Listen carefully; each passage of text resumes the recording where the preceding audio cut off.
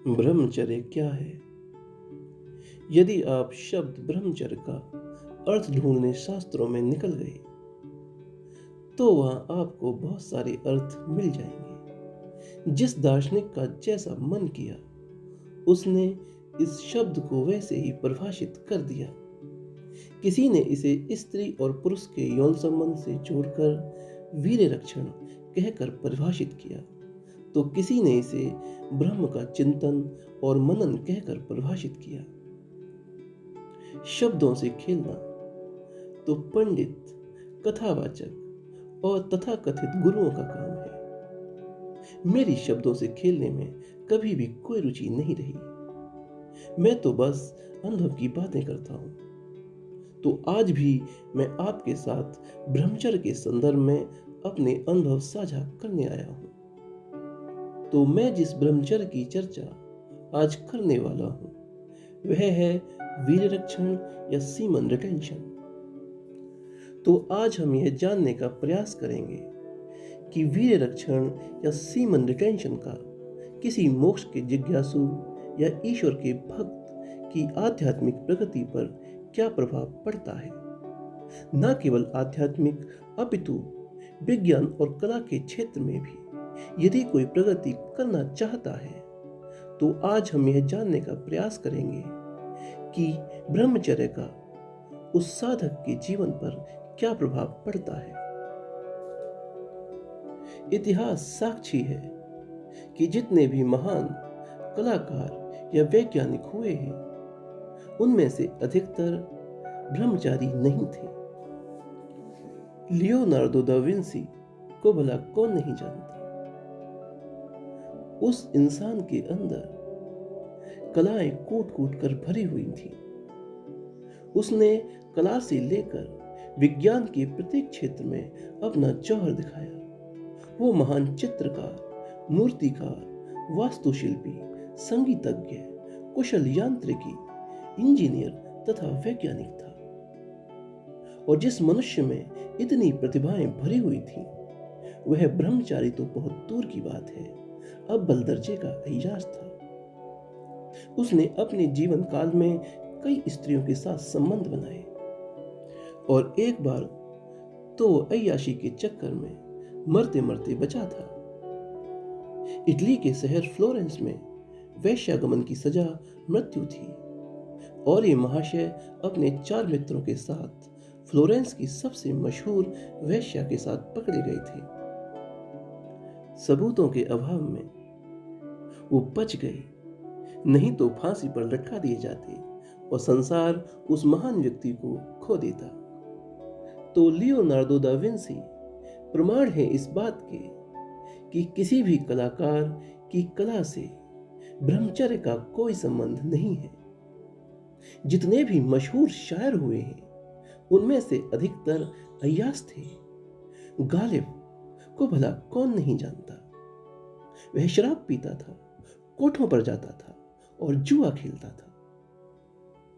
शायर तो अक्सर बदनाम होते ही हैं।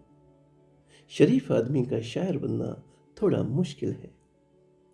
किसी शरीफ शायर ने एक बदनाम शायर से पूछा कि मियाँ एक बात बताओ, लिखते तो हम भी बहुत अच्छा हैं लेकिन हमारी शायरी में वो बात नहीं है जो आपकी शायरी में है, ऐसा भला क्यों।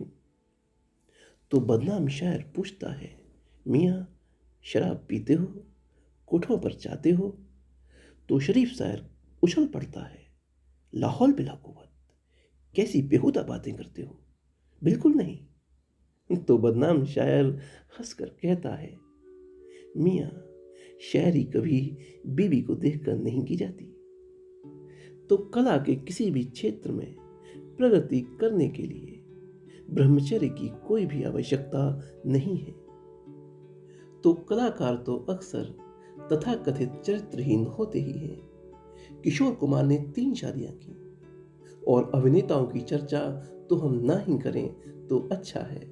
हम सब जानते हैं कि वो लगोटी के कितने पक्के होते हैं। न केवल कला के क्षेत्र में अपितु विज्ञान के क्षेत्र में भी यही हाल है। एल्बर्ट आइंस्टीन से लेकर स्टीफन हॉकिंस तक कोई भी ब्रह्मचारी नहीं था दोनों ने दो दो शादियां की। ब्रह्मचारी तो रामानुज भी नहीं थे। उनकी शादी तो बहुत ही कम उम्र में हो गई थी। रामानुज अय्यास तो नहीं थे, किंतु ब्रह्मचारी भी नहीं थे। वो एक गृहस्थ थे, और इस गृहस्थ ने वो करके दिखाया जो बड़े बड़े ब्रह्मचारी ना कर पाए। इस गृहस्थ ने ईश्वर की भक्ति जब की तो इतनी टूट कर की कि ईश्वर को विवश होना पड़ा कि वह आए और अपने भक्त को गणित सिखाए।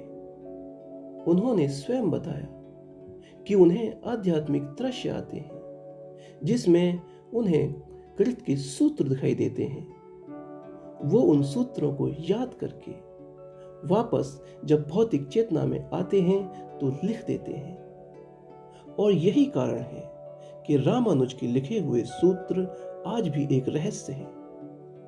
वो सोचते हैं कि कोई भी मानव मस्तिष्क इस प्रकार के सूत्र कैसे सोच सकता है, यह संभव नहीं है।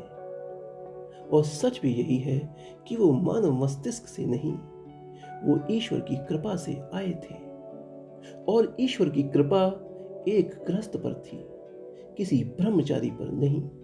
तो रामानुज का जीवन यह सिद्ध करता है कि यदि आप गणित के क्षेत्र में या अध्यात्म के क्षेत्र में प्रगति करना चाहते हैं तो ब्रह्मचर्य की कोई भी आवश्यकता नहीं है।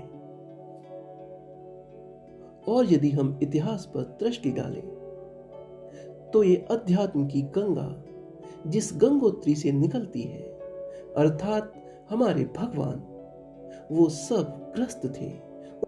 उनमें से कोई भी ब्रह्मचारी नहीं था। भगवान श्री राम ब्रह्मचारी नहीं थे, एक गृहस्थ थे। भगवान श्री कृष्ण एक गृहस्थ थे। भगवान शिव एक गृहस्थ, राजा जनक एक गृहस्थ, गुरु नानक एक गृहस्थ, संत नामदेव, संत तुकाराम, संत कबीर, ये सब के सब गृहस्थ थे। ऐसे कितने उदाहरण मैं आपके सामने रखूं। गृहस्थ महापुरुषों की एक लंबी सूची है। भगवान हनुमान, जो ब्रह्मचर्य के प्रतीक समझे जाते हैं, वो भी गृहस्थ प्रभु श्री राम के चरणों में बैठते हैं। इन गृहस्थ महापुरुषों का जीवन प्रमाण है कि अध्यात्म के क्षेत्र में भी ब्रह्मचर्य की कोई आवश्यकता नहीं है। आवश्यकता है तो संतुलन की, मर्यादा की, ना कि दमन की। अति तो हर चीज की बुरी होती है। कहते हैं ना कि अति का भला न बोलना, अति की भली न चूप, अति का भला न बरसना, अति की भली न धूप। तो अति तो किसी भी चीज की बुरी है, किंतु यदि कोई चीज मर्यादा में की जाए, संतुलन में की जाए, तो वह कभी भी घातक नहीं हो सकती। भोगी मनुष्य और योगी मनुष्य में बस इतना सा फर्क है कि भोगी मनुष्य का जीवन असंतुलित होता है, अमर्यादित होता है, वहीं दूसरी ओर योगी मनुष्य का जीवन मर्यादित होता है, संतुलित होता है। अब प्रश्न उठता है कि संतुलन या मर्यादा को प्राप्त कैसे किया जाए। तो इसका उत्तर है कि मर्यादा या संतुलन प्राप्त होता है ज्ञान से या भक्ति से। ज्ञान से और भक्ति से ही व्यक्ति के अंदर वैराग्य उत्पन्न होता है। वैराग्य कभी भी इंद्रियों के दमन से प्राप्त नहीं किया जा सकता। इस संदर्भ में मैं आपको एक खूबसूरत कथा सुनाता हूँ। एक समय की बात है, महर्षि वेदव्यास अपने शिष्यों को ब्रह्मचर्य का पाठ पढ़ा रहे थे। वो उनसे कह रहे थे कि सब शिष्यों को ईश्वर से प्रार्थना करनी चाहिए कि ईश्वर उन्हें ब्रह्मचर्य धारण करने की शक्ति दे। महर्षि की यह बात सुनकर उनका सबसे मेधावी ब्रह्मचारी शिष्य जैमिनी कहता है कि गुरुजी, ब्रह्मचार्य के लिए प्रार्थना करने की भला क्या आवश्यकता? हम ब्रह्मचारी हैं, हमारा इंद्रियों पर नियंत्रण है, तो भला प्रार्थना करने का क्या प्रयोजन? वेदव्यास ने कहा जेमिनी, इंद्रियों का दमन नहीं किया जा सकता। यह दमन का विषय नहीं है। हाँ, ईश्वर यदि कृपा करे और वह अपने भक्त का ध्यान अपनी ओर आकर्षित कर ले, और जब हर समय ईश्वर का विचार भक्त के मन में घर करने लगे, तब ही यह मुमकिन है कि वासना के विचार उसके मस्तिष्क में ना उठे। किंतु जेमिनी को गुरुजी की यह बात अच्छी नहीं लगी। वेदव्यास समझ गए और उन्होंने कहा, ठीक है जेमिनी, जब समय आएगा तो तुम स्वयं समझ जाओगे। एक दिन ऐसा ही हुआ। रात्रि के समय जेमिनी की कुटिया के बाहर एक स्त्री खड़ी हुई थी। वह जंगल में भटक गई थी और अपने घर का मार्ग भूल गई थी। उसकी इस अवस्था को देखकर जेमिनी ने कहा, घबराओ मत, तुम रात मेरी कुटिया पर गुजार सकती हो। सुबह तुम अपने घर निकल जाना। मैं एक ब्रह्मचारी हूं, तुम्हें मुझसे डरने की तनिक भी आवश्यकता नहीं है। मैं कुटी के बाहर सो जाता हूं, तुम आराम से अंदर सो जाओ। स्त्री मान गई। ठंड की रात थी। जैसे जैसे रात गहराने लगी, ठंड बढ़ने लगी। जेमिनी ने दरवाजा खटखटाया और कहा, बाहर बहुत ठंड है। यदि तुम्हें मुझ पर भरोसा हो तो मुझे कुटिया के अंदर आने दो। तुम ऊपर बिस्तर पर आराम से सो जाना, मैं नीचे जमीन पर लेट जाऊंगा। स्त्री ने जेमिनी को अनुमति दे दी। फिर जब रात और गहराई और अर्धरात्रि के समय जेमिनी के हृदय में वासना उठने लगी। धीरे धीरे जेमिनी सरकते सरकते स्त्री के निकट आने लगे, और जब जेमिनी से रहा न गया तो वो खड़े होकर उस स्त्री को देखने लगे। और जैसे ही जेमिनी की प्यासी आंखें उस स्त्री के शरीर पर पैरों से आगे बढ़ने लगीं, तो जेमिनी को बिखरे हुए बाल और सफेद टाढ़ी मूंछों में लेटे हुए वेदव्यास दिखाई दिए। वेदव्यास ने हंसकर जेमिनी से कहा, मैंने कहा था ना जेमिनी, प्रार्थना करो। ब्रह्मचर्य दमन से नहीं, ईश्वर की कृपा से प्राप्त होता है। जेमिनी सर झुकाए निशब्द लज्जित खड़े हुए थे। जेमिनी जैसी हालत मैंने स्वयं कई बार अनुभव की है। अपनी आध्यात्मिक यात्रा के प्रारंभिक दिनों में जब मैं ब्रह्मचर्य को बहुत महत्व देता था, अक्सर मेरे साथ ऐसा ही होता था। दमन हमेशा औंधे मुंह गिरता है। या तो जागृत या स्वप्न अवस्था में आप फिसल ही जाते हैं। आपका फिसलना निश्चित है। तो फिसलते फिसलते साधक समझ जाता है कि यह ब्रह्मचर्य अव्यवहारिक बात है, किंतु असंभव बिल्कुल नहीं। ब्रह्मचर्य संभव है।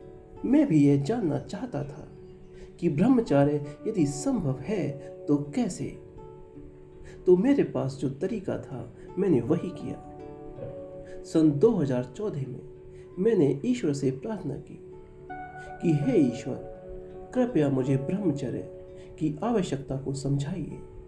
मैंने प्रार्थना की कि आप मुझे 1 साल ब्रह्मचर्य के पालन की शक्ति दें।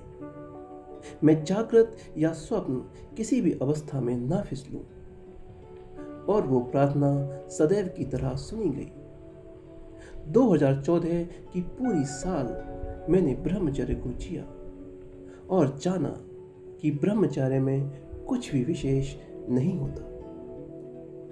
ईश्वर को ब्रह्मचर्य में कोई दिलचस्पी नहीं है। मैंने विगत 8 वर्षों में बहुत कुछ सीखा। मैंने इन वर्षों में जाना कि ईश्वर हमारी कल्पनाओं से भी बहुत ज्यादा महान है।